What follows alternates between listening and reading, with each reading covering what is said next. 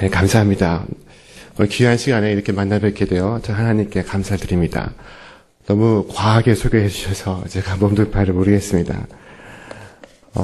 하나님 말씀인 성경은 우리에게 귀중한 삶의 지혜를 전수하고 있습니다. 특별히 성서의 지혜서로 불리는 잠언과 전도서의 말씀은 우리가 어떻게 살아야 하는가에 관해서 우리에게 말씀하고 있습니다.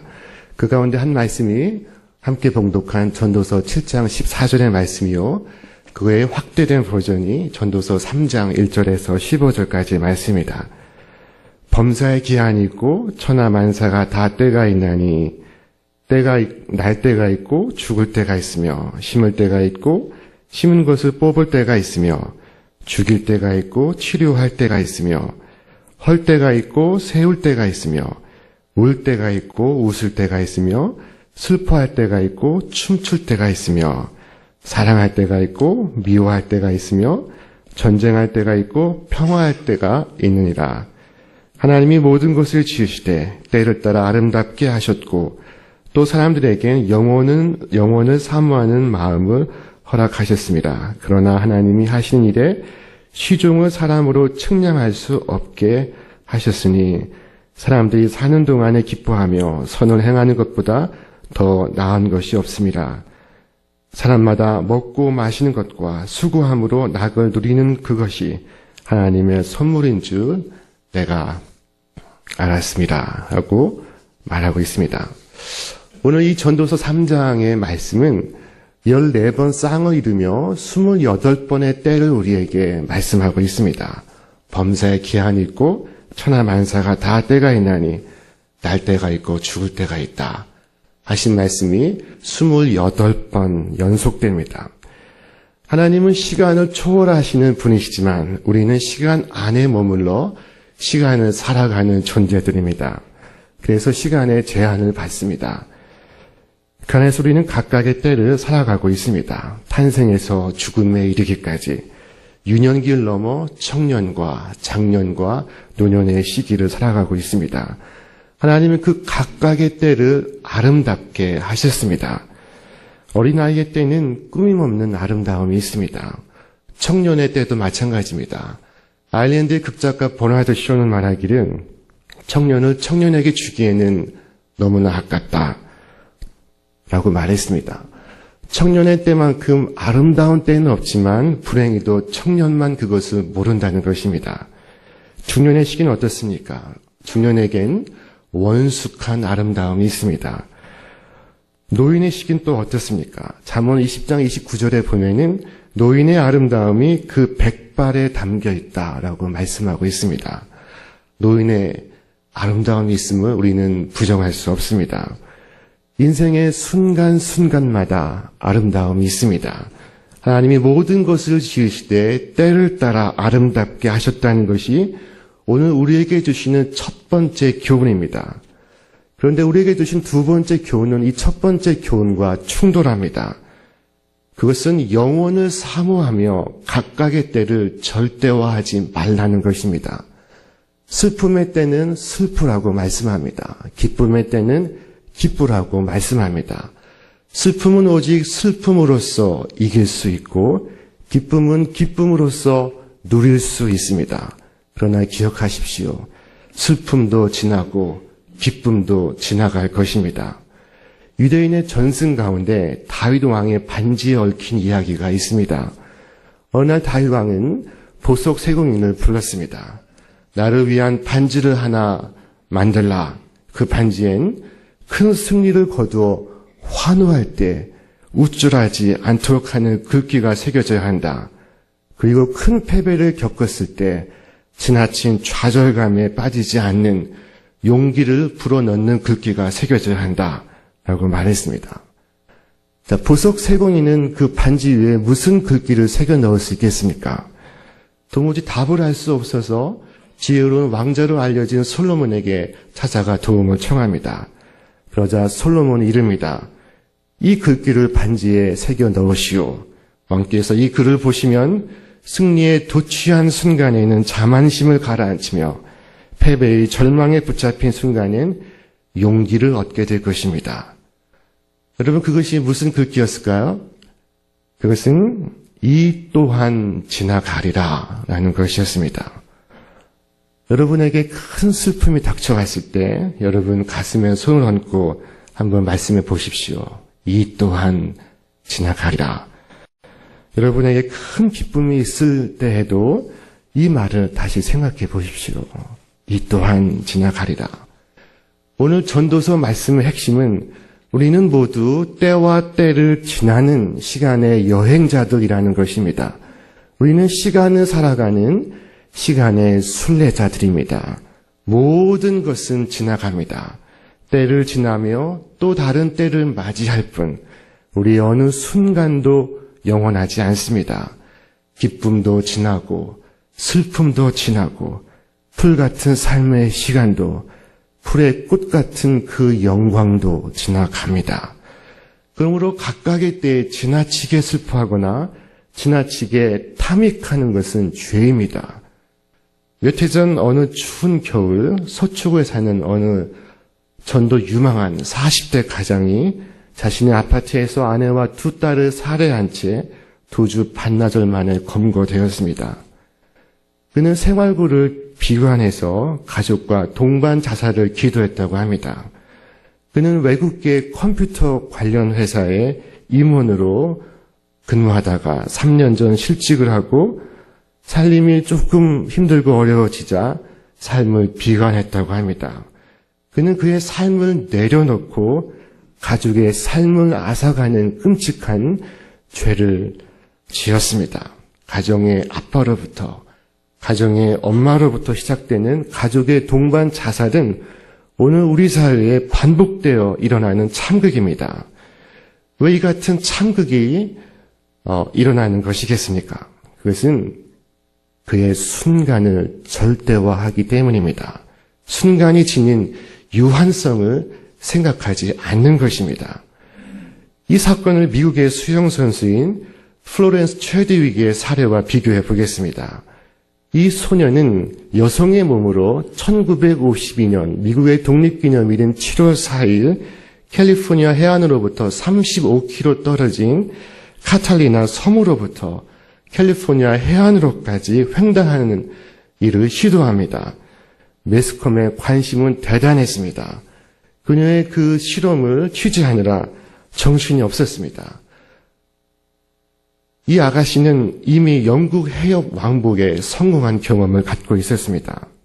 그녀가 도전하는 날, 그날따라 안개는 더욱 짙었습니다. 파도는 높았습니다. 그러나 이 소녀는 성공을 자신만만하며 헤엄을 시작했습니다. 무려 16시간 동안 한 번도 쉬지 않고 먹지 않고 마시지 않고 열심히 헤엄을 쳐 갔습니다. 그런데 아무리 헤엄을 쳐도 육지가 보이지 않는 것이었습니다. 근육에 경련이 오기 시작했습니다. 힘이 빠지고 도전 의지도 약해져만 갔습니다. 뼛속까지 얼어붙을 차가운 물의 온도도 문제였습니다. 결국 체드윅은 모든 것을 포기한 채 배 위로 올려 달라는 신호를 보냅니다. 헤엄을 치고 또 헤엄을 쳤지만 체드윅은 너무나 지쳐서 마침내 구조대원의 배에 올라타고 맙니다. 성공을 자신했던 그녀의 도전은 실패로 끝나고 말았습니다. 그녀는 절망과 좌절에 사로잡혔습니다. 그녀가 왜 실패했습니까? 육신적으로 너무나 힘들었기 때문일 것입니다. 오랫동안 기력이 쇠하여 있었습니다.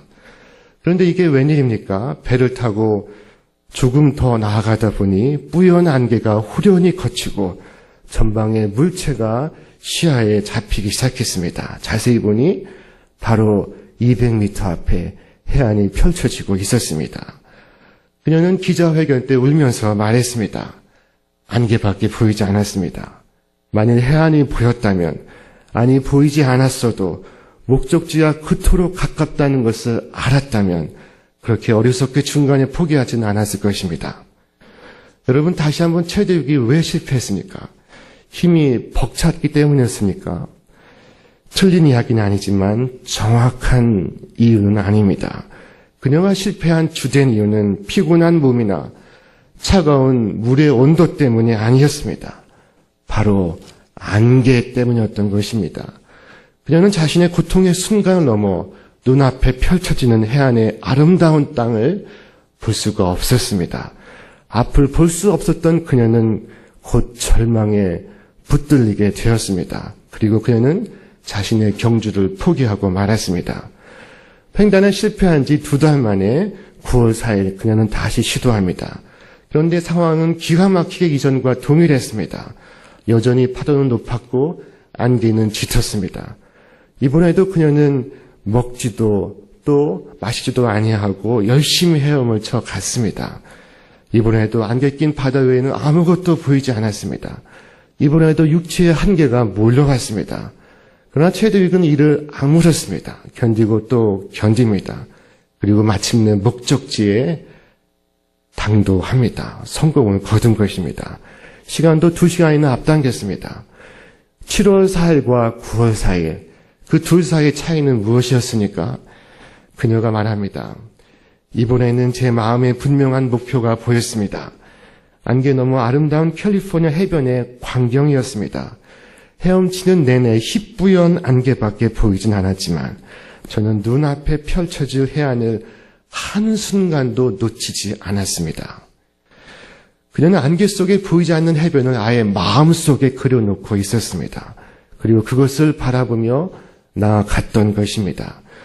첫 번째와 두 번째, 그 패배와 성공 사이의 유일한 차이는 자신이 직면한 현재의 순간을 절대화하지 않았다는 데 있었습니다.